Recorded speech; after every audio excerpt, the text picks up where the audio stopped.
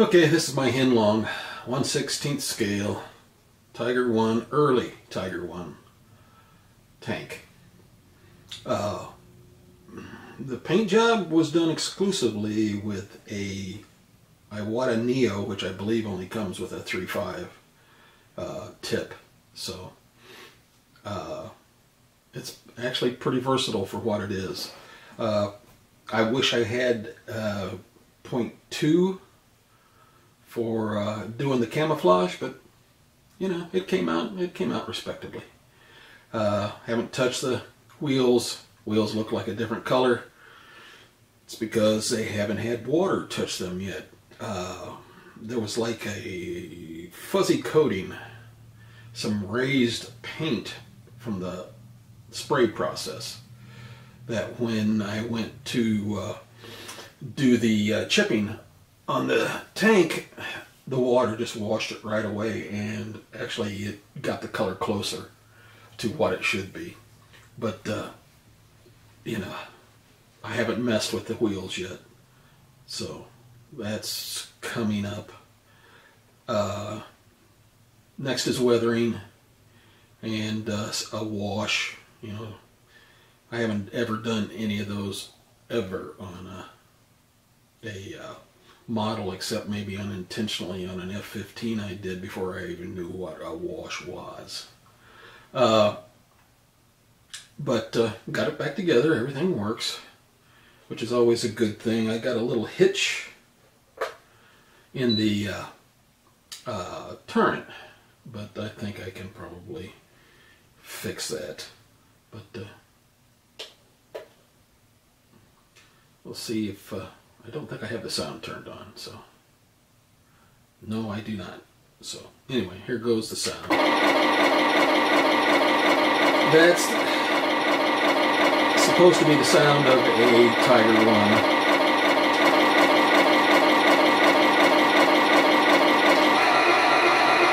I think that's a King Tiger, or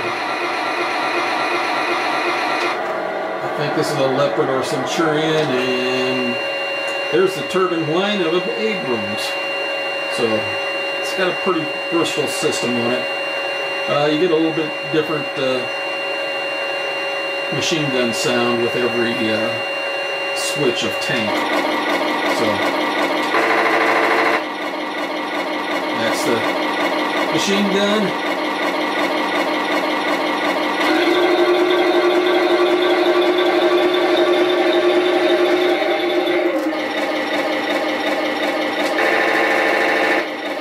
I don't know if you can see it. I'll turn it further so.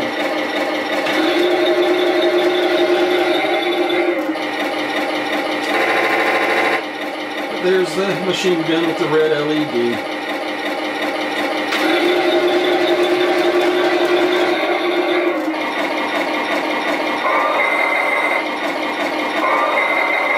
Don't want to turn it too much since I have the hatch up. But I think the paint job came out pretty good for the first model in 40 years.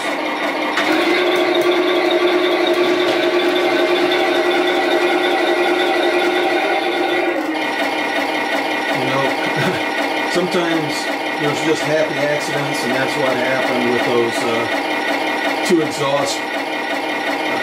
I had quite a bit of chipping media on them, and when I took it off of the black, since it was, when I painted the chipping medium on, the black was already there and I hadn't put the tank color on it yet. So it was looking like gloss black, but it didn't take anything. A little bit of water hit it with a cloth and it was gone. So,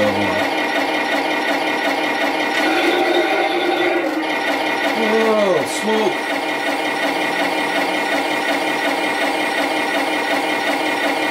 Still works, and it's coming out fairly evenly, which it wasn't doing before. So something must have happened to help it out.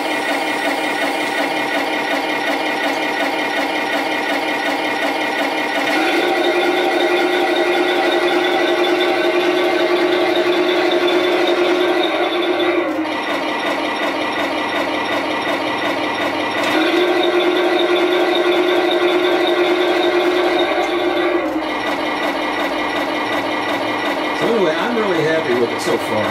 So also the cables and stuff, I'm going to do those too, you know, weather them to make them look more appropriate to the tank. But that's about it. You know, it's an RC tank. You know, doesn't really pay, I don't think, to like put mud on it and that, especially if you're going to drive it around in the grass outside. You know, you got to keep it a little bit more simple than you would for like a diorama. But yeah, that's better. Kind of loud in a small room, but I think I'm pretty much done. You know, the next video will be of the next step. So thank you for watching, and on the way out, and that one, I'm glad I had a hat on. That one hit me in the ear. Alrighty, you guys have a good one. Okay, I'm going to start off by showing you my airbrush setup.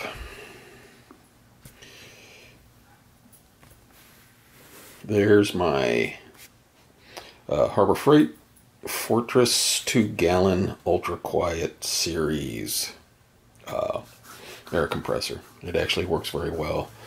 I haven't had any problems with water buildup, so that's nice. Here's my Walmart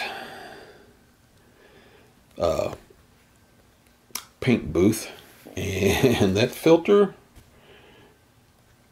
has done the whole model, and it needs to be changed. And there's some filter material that I got from Lowe's, and I'll just cut it to fit, and it'll be a lot cheaper than buying replacements for it. And then here's my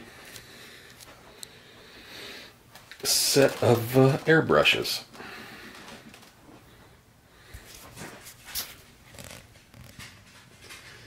Okay, this one's the Iwata Eclipse, and it's a siphon feed, and comes with a big bottle, and actually probably for my use is too big.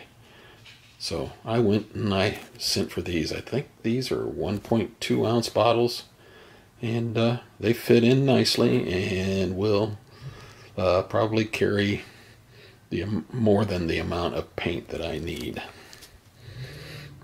So I haven't used this paintbrush yet, but I got a 0.5 needle for it, and I will probably use this for painting large areas, since you can, you know, have a pretty good quantity of paint in it. Now here's my Ultra, or not Ultra, this is the Neo for Iwata, and that's what painted the whole tank, and it really did a good job. I had a Harder and Steinbeck Ultra before, or at the same time. I didn't like it. Trigger was gritty. There wasn't much traction with the trigger button, so you had poor control. And you know, I even put a piece of sticky back foam on it to give it more traction, and I thought, you know, for me it's lipstick on a pig. I don't like it, so why keep it? So I sent it back, and the company you know, refunded my money. This was from Amazon, and I bought the Iwata Neo from them. So, you know, I can't complain. They did a good job. You know, sometimes you just don't like something. And here's a brush. This is the Master 223, I believe, is it? And it comes with a 0.2, 0.3, 0.5. And I'll probably put the 0.2 on it and see how it does with fine work. Just from holding it in my hand, I like the feel of it. You know, I've heard people describe like the Neo compared to the Ultra, as it just felt like more quality, and that's a load of BS. These things, every one I've tried has felt good and has felt quality. Even this Master, it's the proof is in the pudding. The proof is in the trigger. How controllable it is. Everything else. I guess if the plating started falling off of it, yeah, you might have a problem with it, but